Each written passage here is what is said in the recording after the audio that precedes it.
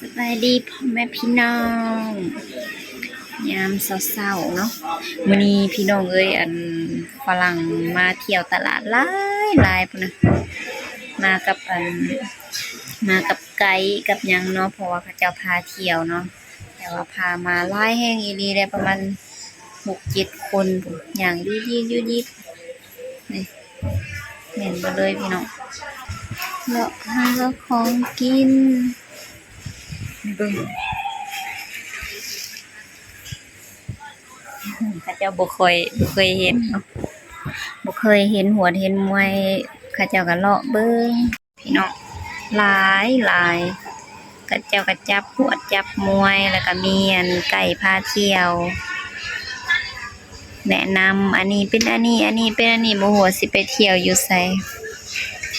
แต่ข้าเจ้ามาเลาะตลาดอันนี้เป็นช่วงเช้าเนาะจักสิกินไปสั่งยามเช้าก็ได้ไปเลาะเบิ่งแนวกิน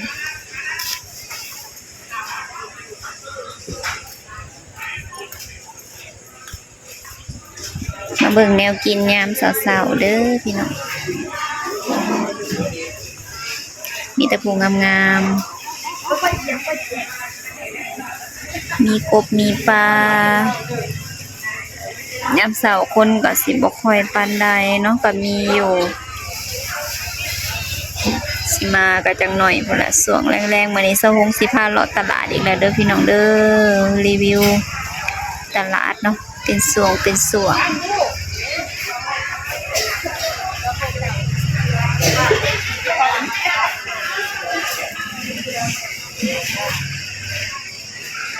อันนี้ติบเขาติบน้ำข้าเจ้าก็ขายเนาะแสนปลายมีหลายราคาหลายติบเขาพี่น้อง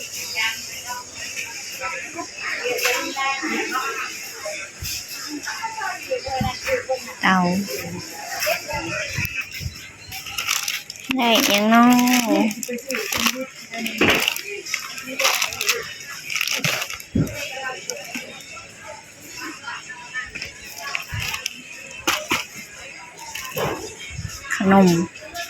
ขนมก็ขายพี่น้อยอันนี้ได้มาใหม่ใหญ่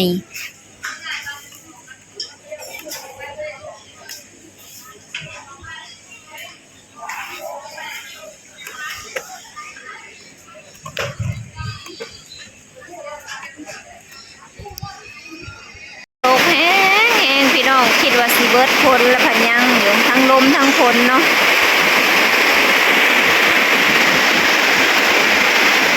ขาวทางนอกคุณนะแม่นเบิดเลยผล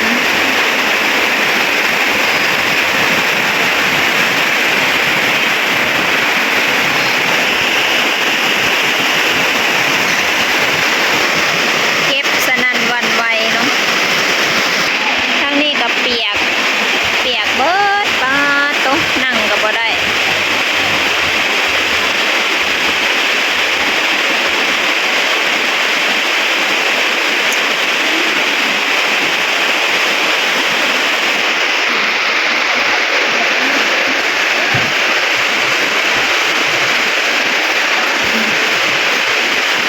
รีวิวฝนให้เบิ่ง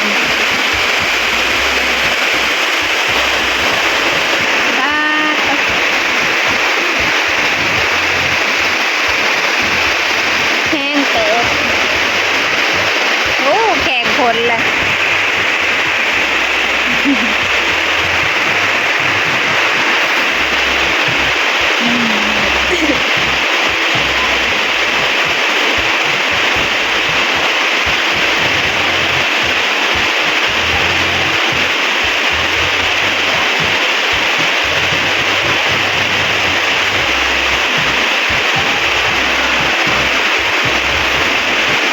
บรรยากาศอยู่ตลาดก็สิประมาณนี้เนาะ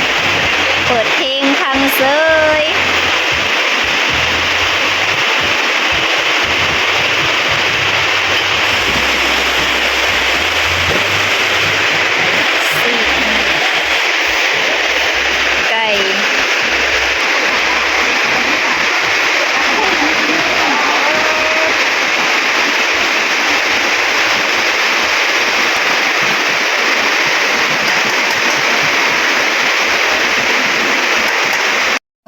ตลาดฝนตกรินมาเลือกทุกคนเบิ่งในไส้เบิดแล้วบ่จ๊ะปาตีโตโตตีโตป้าเขาขายยังทางหนาน่ะป้าเขาขายยังโน้ทางหนาโน้วะฮะใช้รถไอ้ต้นทั้งผู้ทั้งสุดผู้ป้าเขาเจ้าขายลูกทรงลูกสิ้นเนาะทางหนานี่กันเนาะอันนี้ทางใหญ่เลยนะตลาด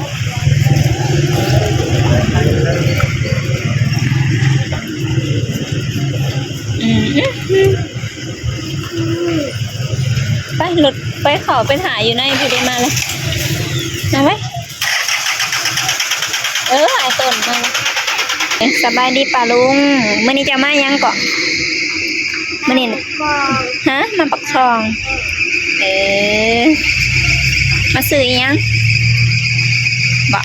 จะมาซื้อยังสี่ไปเลยเขาจะบริขายได้นะเห็นยังก็อยากได้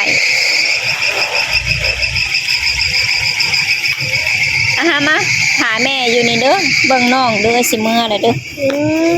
นี่มาอยู่นี่พี่ยันรถฮะเขาไปหาแม่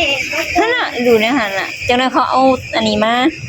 รีวิวนะตลาดอีกเทื่อนึงก่อนพี่น้องป้าฝนตกมันเห็ดเนาะเปียกเบิดทีเบิดแดนพุ่นนะมันก็เป็น4แยกเด้อตลาดปากซองแล้วมี4แยกคันว่าตลาดปากซอง4แยกแล้วก็คืออยู่นี่เลยนี่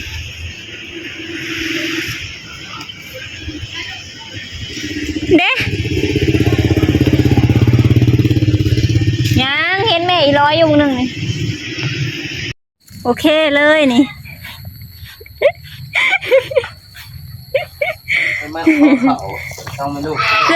อเอาจังหมัดนี่นะหรือว่าลูกค้าเอา2 3 โคตร2 โคตรมาอันนี้คนนึงแม่นบ่อันนี้2คนเขาเอานะคนนึงบ่นี่เฮ็ดบ่ฮัมซื้อมา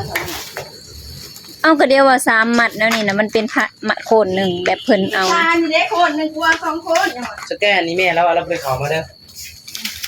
อันใส่ซองแล้วน้ำ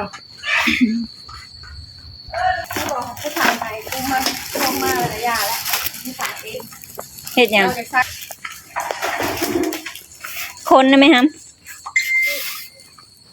ขี้ดื้อไปส่งที่สแกนมาไปเห็นแล้วเฮ้ยเอา4 ตุ๊กก็ได้กูยังมาชาตะคองเอา4 ตุ๊กอย่าไปจับแอะตะคองใช่อีกเลยมาเอาขึ้นซอยน้ำบังฮัมโยเดี๋ยวไปน้ำอีกบ่ไอ้อ้วนสิไปส่งน้ำไปบ่4 ตุ๊กได้บ่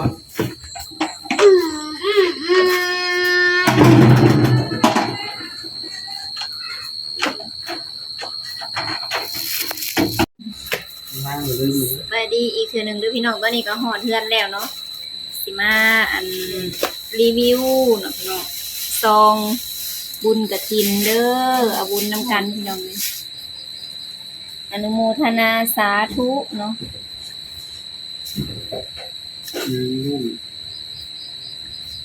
เศร้าๆของป่าได้กูอันบอก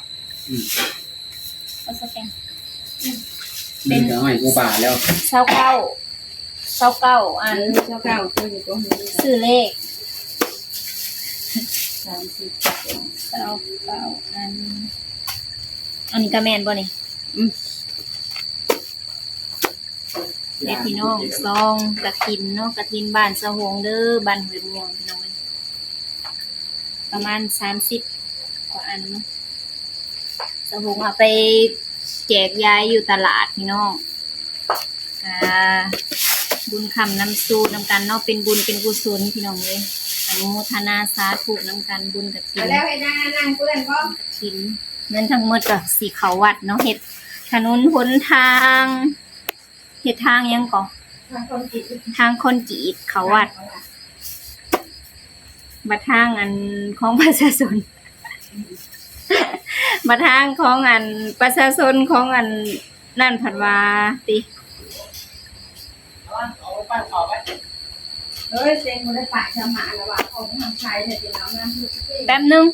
ยอมแล้วไม่รู้ เออ หมาโลดเด้อ สาธุเด้ออนุโมทนาสาธุนำกัน ตั้งขาวบ่ เดี๋ยวอันนี้เด้อไว้นี่ นั่นคือเป็ดเสือ บ่ทำบ่ไปบ่แมันอยู่ไสล่ะ